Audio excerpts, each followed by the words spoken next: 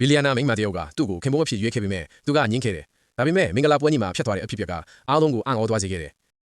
ဘီလီယံနာအမျိုးသမီးကြီးဟာသူမဘဝတစ်လျှောက်လုံးမှာဘယ်ယောက်ျားနဲ့မှမထိတွေ့ဖူးပါဘူးဒီနေ့ဘီလီယံနာအမျိုးသမီးကြီးတယောက်ဟာလေစိတ်ကိုရောက်လာခဲ့ပါတယ်အဲ့ဒီအချိန်မှာပဲစင်ရဲသားယောက်ျားတယောက် security ချက်ကနေဖျက်သွားနေစဉ်ရုတ်တရက်အလားမေးလာခဲ့ပါတယ် security ကတွေကချက်ချင်းသူ့ကိုဝိုင်းထားနေစစ်ဆေးဖို့အဝတ်အစားချွတ်ခိုင်းလိုက်တယ်သူအဝတ်အစားချွတ်လိုက်တဲ့အခါလူတိုင်းကသူ့ခန္ဓာကိုယ်ပေါ်မှာဒဏ်ရာအမာရွတ်တွေအများကြီးရှိနေတာကိုတွေ့လိုက်ရပါတယ်ဘီလီယံနာအမျိုးသမီးကြီးကရှေ့ကိုရှောက်လာခြင်းအဲ့ဒီအမာရွတ်တွေကိုမြင်ပြီးအလွန်ဆွဲဆောင်မှုရှိတယ်လို့ခန်းစားလိုက်ရတာကြောင့်အဲ့ဒီယောက်ျားအနာကိုရောက်လာခဲ့ပြီးသူမကအဲ့ဒီယောက်ျားကိုကိုခင်ပွန်းခေရွေးချယ်လိုက်ပါတယ်ဒါပေမဲ့အဲ့ဒီယောက်ျားကညှင်းလိုက်ပါတယ်သူကကျွန်ုပ်စိတ်ဆက်ထားတဲ့မိန်းကလေးကကျွန်ုပ်ကိုစောင့်နေပါတယ်ကျွန်တော်သူမနဲ့လက်ထပ်တော့မယ်လို့ပြောပြီးထွက်သွားခဲ့ပါတယ်ဘီလီယံနာအမျိုးသမီးကြီးကအယံအံ့ဩသွားပါတယ်သူမလိုအမျိုးသမီးကိုညှင်းရတာကြောင့်ပါဒါကြောင့်သူမ assistant ကိုအဲ့ဒီယောက်ျားရဲ့အချက်အလက်တွေစုံစမ်းဖို့အမိန့်ပေးလိုက်ပါတယ်အဲ့ဒီယောက်ျားကမင်္ဂလာပွဲကျင်းပမယ့်နေရာကိုရောက်လာတဲ့အခါဒီမှာပဲသူ့မင်္ဂလာပွဲကျင်းပရမယ်လို့ထင်နေခဲ့ပေမဲ့ stage ပေါ်ကိုကြည့်လိုက်တဲ့အခါသူ့စိတ်ဆက်ထားတဲ့မိန်းကလေးကအခြားချမ်းသာတဲ့ယောက်ျားတစ်ယောက်ရဲ့လက်ကိုကင်ထားတာကိုတွေ့လိုက်ရပါတယ်တကယ်တော့ဒီမင်္ဂလာပွဲဟာသူ့စိတ်ဆက်မိန်းကလေးနဲ့အဲ့ဒီချမ်းသာတဲ့ယောက်ျားရဲ့မင်္ဂလာပွဲဖြစ်နေခဲ့တာပါအမှန်တရားကိုသိသွားတဲ့ယောက်ျားကအယံဒေါသထွက်သွားပြီးသူမကိုရိုက်မယ်လို့ကြိုးစားလိုက်ပါတယ်ဒါပေမဲ့ချမ်းသာတဲ့ယောက်ျားကအရင်ရိုက်လိုက်ပြီး